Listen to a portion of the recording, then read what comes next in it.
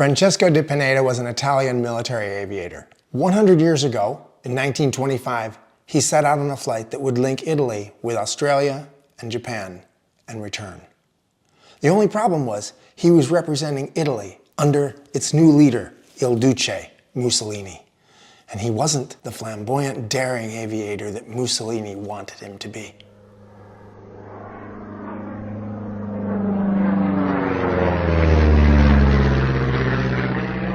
I'm Thomas Van Hare, and this is Historic Wings. Yes, I'm the author whose books you can get on Amazon. Now on with the story.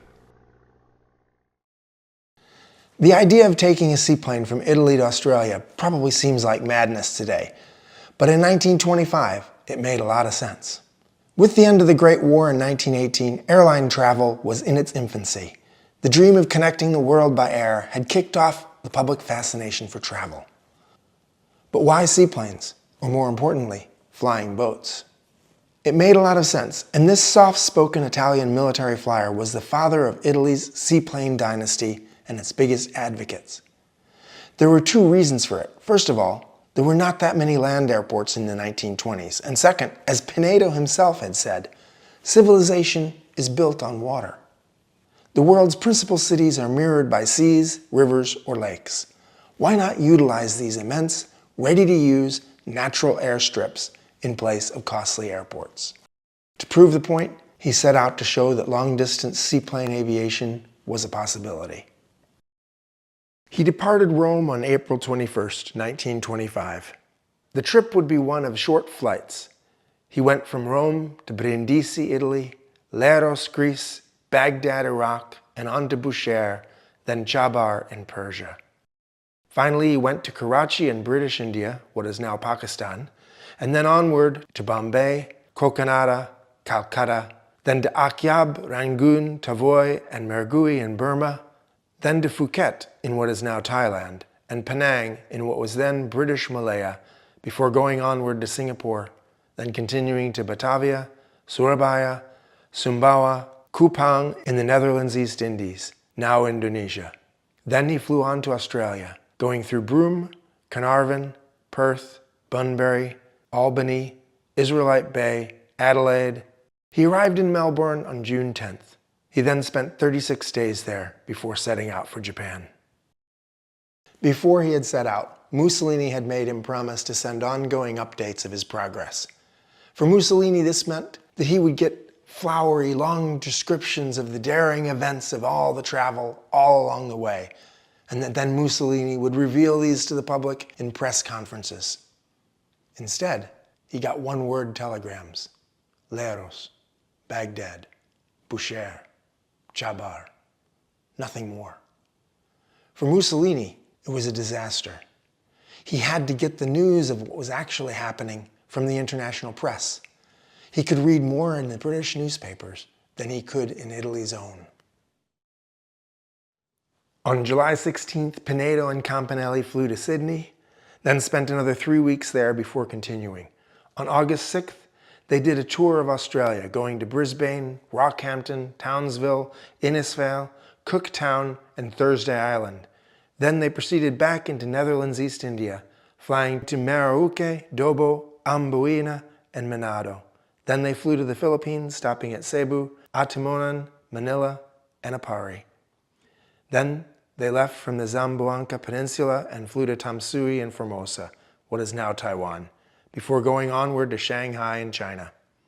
And after that, they flew across the sea to Mokpo in Korea, and then flew onward to Japan, arriving at Kamikawa and Kagoshima, before, on September 26th, they arrived in Tokyo. It was a triumph. The only problem was, while the international press celebrated de Pinedo as an international hero, Mussolini was left completely out of the picture. He'd had enough. He ordered the Italian embassy to meet with Pinedo and tell him, "You have to send me more information. You have to fill me in on all the details. Send it in a telegram." Pinedo responded with the longest telegram that he'd ever sent. And yet it was still woefully too short. It read only this: "Finished second part of journey. Arrived late owing to grave difficulties in Zamboanga. Tensui region due to storms and strain on motor. Machine and crew in excellent condition. Am overhauling machine. Will wire when ready to return. Pinedo. Clearly he had fallen short in Mussolini's eyes, yet Pinedo's trip had lit up the world's airwaves.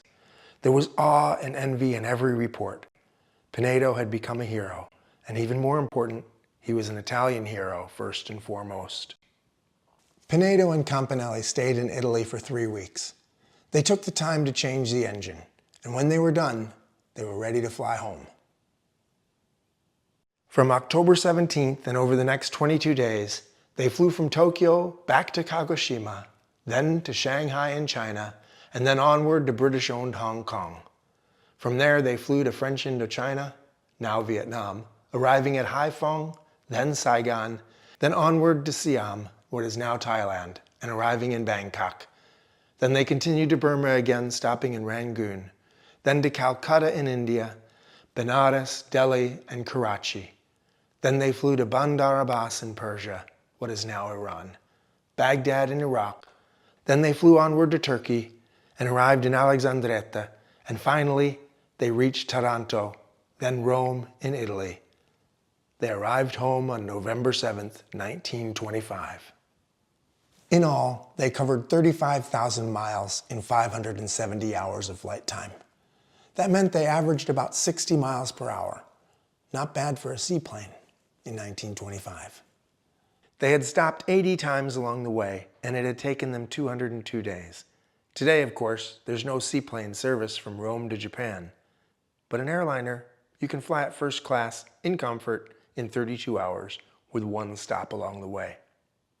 Upon his return, the Fédération Aeronautique Internationale presented him with the FAI Gold Air Medal, the first of its kind. Mussolini, despite being upset with Pinedo's failure to uphold the dashing aviator look that he had so desired, was not to be shown up. He ordered the Regia Aeronautica to promote him to the rank of Colonnello, and Italy's Victor Emmanuel III made him a Marchese, or a Marquis. His mechanic, Ernesto Campanelli, was made a Knight of the Order of the Crown of Italy. The flight wouldn't be the last for Pinedo. In 1927, he set out on Italy's newly commissioned 4 continents flight, using Mussolini's newest airplane, one that he had commissioned, called the Savoy Marchetti S-55. They set out from Italy, flew to Africa, then Brazil, through the Caribbean, through the United States, into Canada, and then back to Italy across the Atlantic. What was expected to be the greatest flight of the year turned out to be overshadowed by something else. If Mussolini had thought that Italy's 4 continents triumph would be the greatest story of the 1927 year, he was sadly mistaken. Another pilot, an American, perhaps somebody you've heard of, Charles Lindbergh. What Italy had taken 4 months to achieve, he had done solo in a single-engine airplane in a single day. While today everyone knows the name of Charles Lindbergh, few remember Mussolini's great flying boat adventures. And as for Di Pinedo, he's all but forgotten in history. There's a lesson there somehow. Not sure quite what it is, but perhaps it has something to do with the glory and greatness of dictators. I'm Thomas Van Hare, and this has been Historic Wings. Thanks for tuning in, and please like and subscribe. See you next week.